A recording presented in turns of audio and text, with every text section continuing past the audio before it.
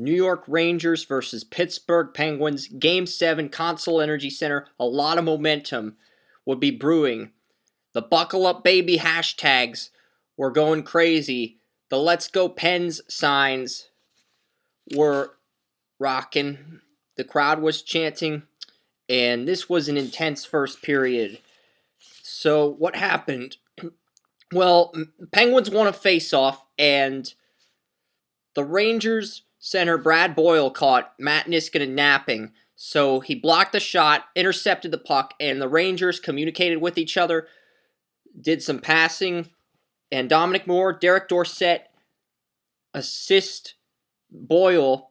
Brad Boyle eventually gets the puck back. He takes a precise wrist shot, and the New York Rangers gain a 1-0 lead over the Pittsburgh Penguins in the first period. That wasn't all. Both squads nearly went the entire first period without a penalty before Chris Kreider used his right elbow to commit domestic assault on Sidney Crosby. And this was no laughing matter because Kreider got sent to the penalty box for 2 minutes.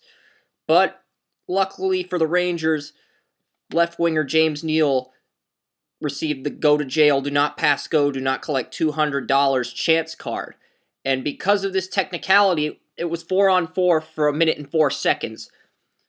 Fortunately, both of these teams have potent penalty killing units.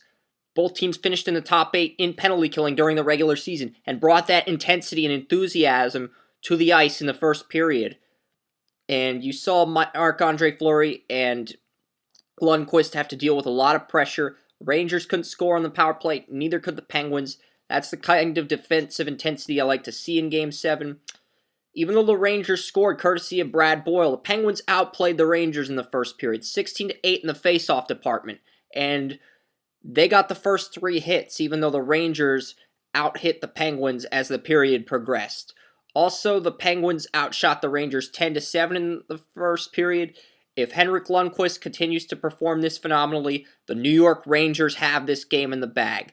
But what Lundqvist does these next 2 periods won't just define his season. It may well end up defining his career. And the Rangers and Penguins are 2 teams with a lot of players going through contract issues. Can the Rangers put the pieces together to get Lundqvist the Stanley Cup?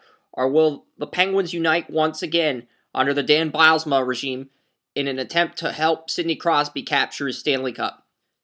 We'll have more highlights and reaction as the second period begins.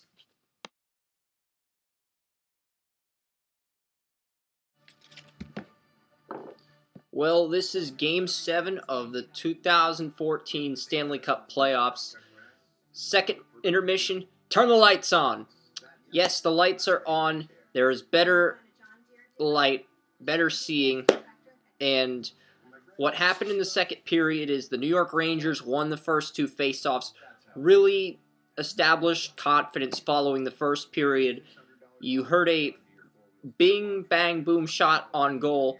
Marc-Andre Fleury can thank the pipe at first. And then the Penguins ended up tying the game thanks to a play where Jussi Jokinen scored his 7th goal of the Stanley Cup playoffs. You saw a lot of momentum after Jokinen scored that game-tying goal. And nothing more critical than a game-tying goal in the second period when things are 1-0. The Rangers are ahead.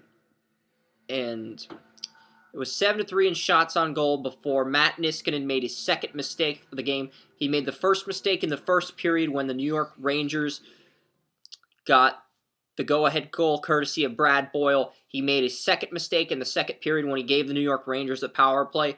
What did the New York Rangers do with that power play? Well, Brad Richards scored a power play goal. That made the game 2-1 Rangers, and Henrik Lundqvist is simply dominating through the 2 periods. So far, he's 22 for 23, and the Rangers have been outshot 23-13 in shots on goal. They only had 6 shots on goal in the second period after having 7 in the first period. Talk about missing extra points, and the Pittsburgh Penguins continue to escalate in the shots on goal department and bring the heat towards Henrik Lundqvist. But Lundqvist, 22 for 23 after 2 periods. Can the New York Rangers maintain this lead with 1 period to go? Will the Pittsburgh Penguins rally back in the 3rd period? Will they build an igloo of goals and unleash a snowball fight of shots on goal? What's going to happen? 1 period left to decide who goes on to the Eastern Conference Finals.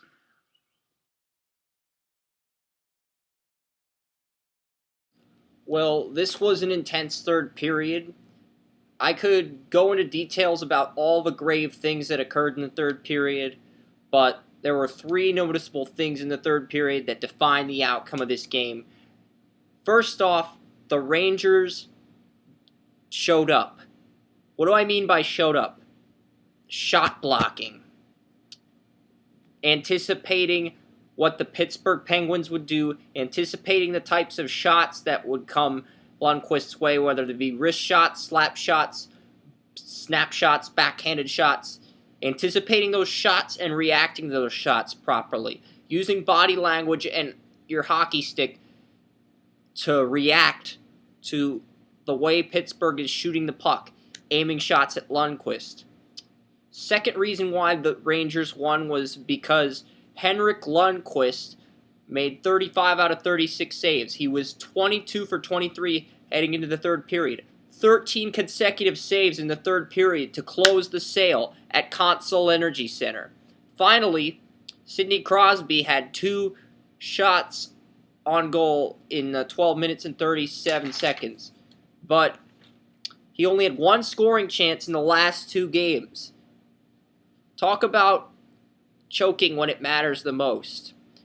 The Rangers overcame unrivaled adversity against the Pittsburgh Penguins after barely edging the Philadelphia Flyers in the Eastern Conference quarterfinals. This game was so depressing from a Pittsburgh Penguins standpoint.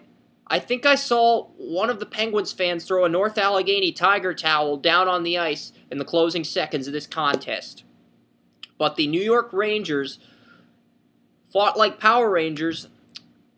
Lundqvist was their superhero that came through with the saves when it mattered the most, and the New York Rangers will face either the Boston Bruins or the Montreal Canadiens in the Eastern Conference Finals. We'll know who's facing the New York Rangers tomorrow.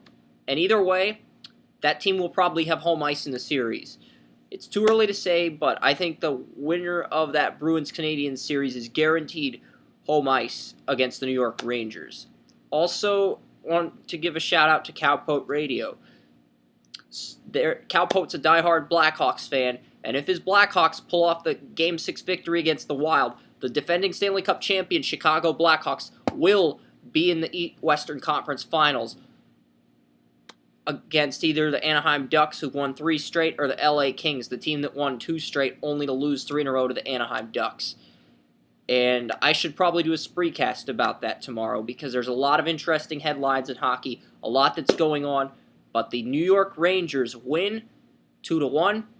They deal with a lot of adversity. They defeat the Pittsburgh Penguins in an intense series, and the New York Rangers are the first team to pencil in one of 4 spots to the Eastern Conference Finals. One of 2 teams in the Eastern Conference Finals, one of 4 teams in the Conference Finals round.